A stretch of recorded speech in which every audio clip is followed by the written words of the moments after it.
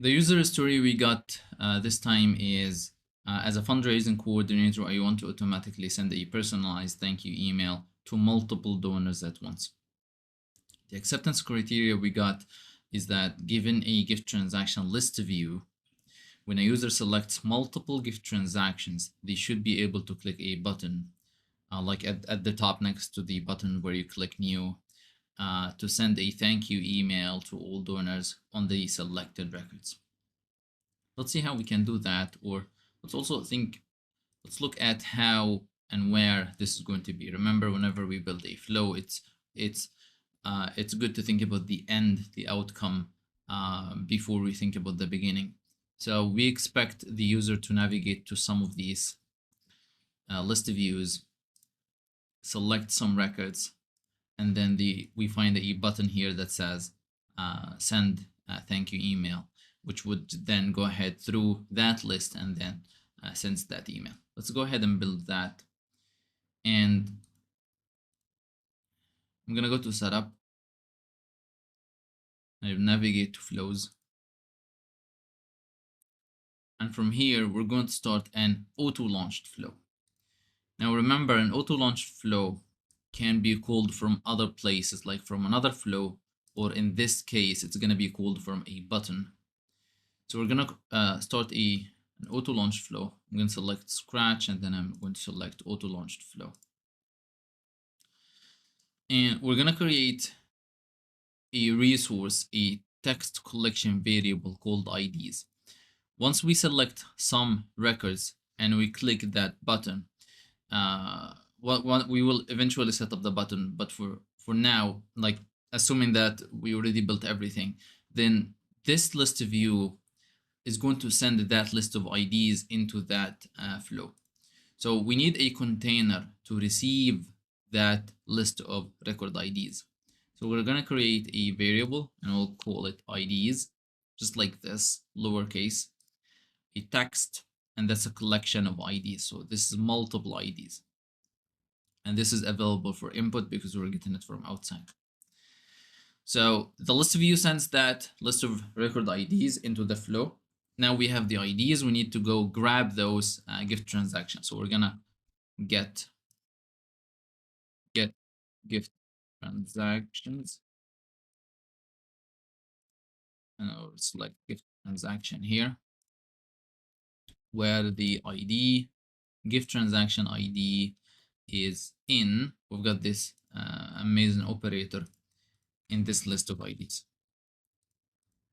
So we're gonna grab any gift transaction that has an ID that's part of this collection of IDs. So it's gonna grab all of them. I'm gonna change this to all records. I'd like to grab all of these gift transactions, and I'll select choose fields, and let's say Salesforce do the rest, and I'll specify the list of fields that we need to grab from this: the donor ID, the status, the amount,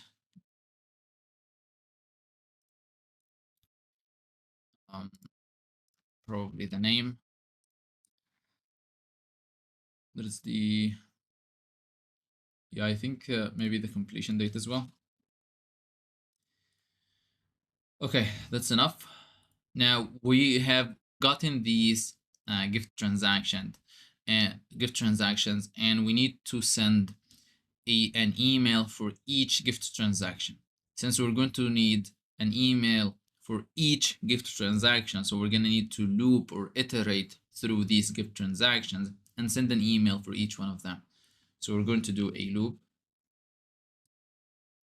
loop gift transactions, and we're looping through, like, this collection variable here is going to show you any collection variable that we have. We have the collection of IDs and we have the collections from the get.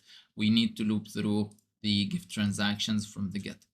And for each one of those gift transactions, we need to send an email. Send email. We need to send an email.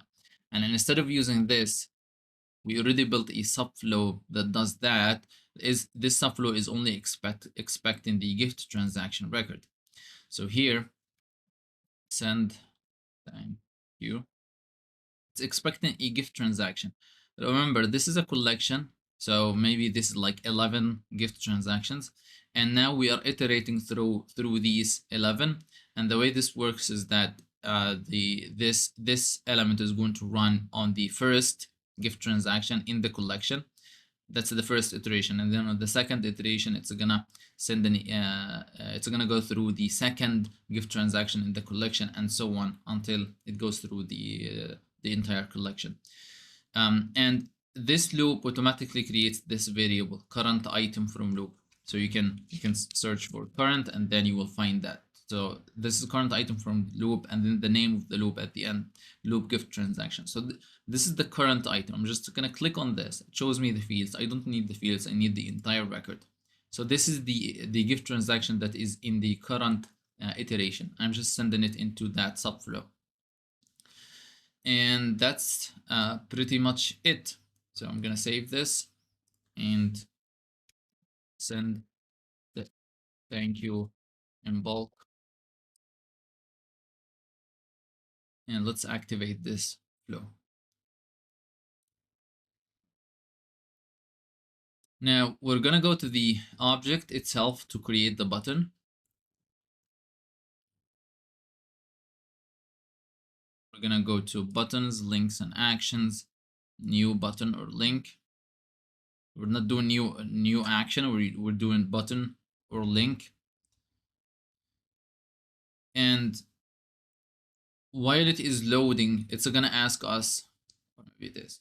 So I'm gonna select a list button. So like the detail page that's on the record detail itself, the list button is on the list view. So I'm gonna select that list button, and would like people to be able to select multiple.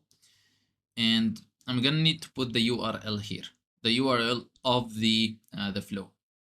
So let's go ahead and grab that URL. I'm gonna go back to the list view, the flows list view, and I'll click this arrow next to the flow that we created, send thank you in bulk, view details and versions, and I'll find the URL of this flow here. So this is the URL. I'll go back here and I'll paste it here. Let's name this send thank you.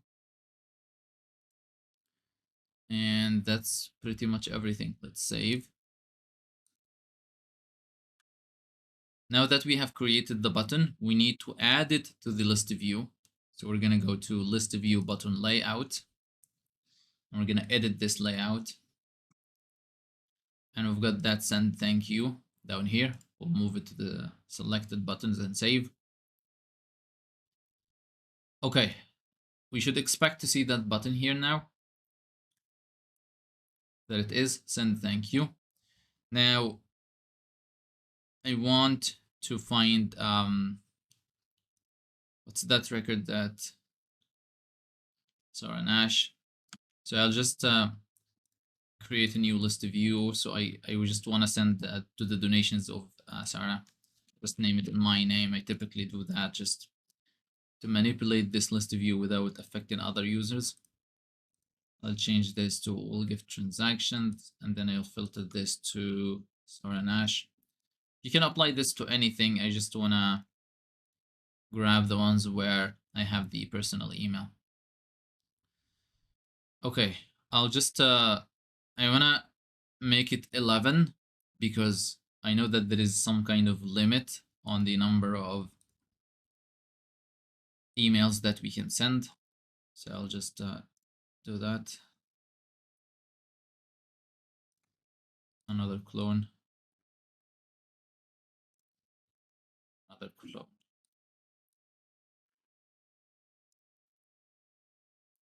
I think there is a limit of 10 emails. So I just want to make sure that we have more than 10, so that if that error, if that exists, then we actually hit that error. See, it's a good idea to break things. So this is what we're trying to do. Okay, so we've got 13 here. All of them are from Sarah. Let's go ahead and select all 13 and send thank you. Let's see what happens.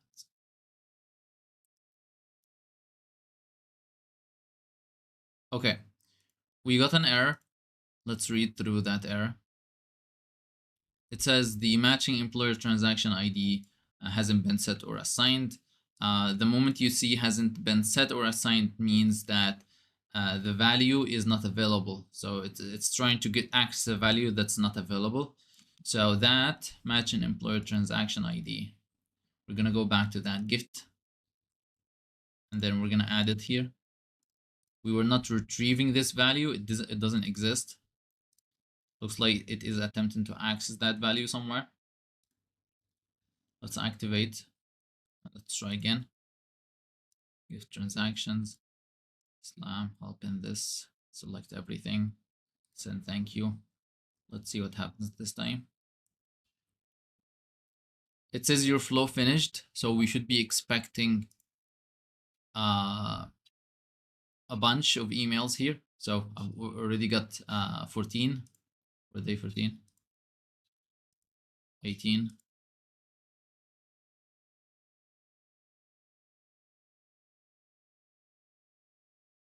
Is it 18 messages? It is supposed to be 13 messages. Why is it 18? It could be because of the ones that we received. So that's 1, 2, 3, 4, 5, 6, 7, 8, 9, 11, 12, 13, 14, 15, 16, 17, 18. Why is it sending 18?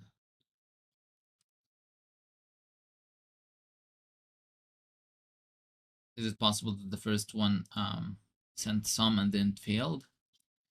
Let's let's run it again on just 2. Send thank you email. It finished, so we should expect this to be 20. Yeah, so we are receiving the email successfully. We are sending them in bulk. You see how the subflow saved us. We built it once and then we used it 3 times.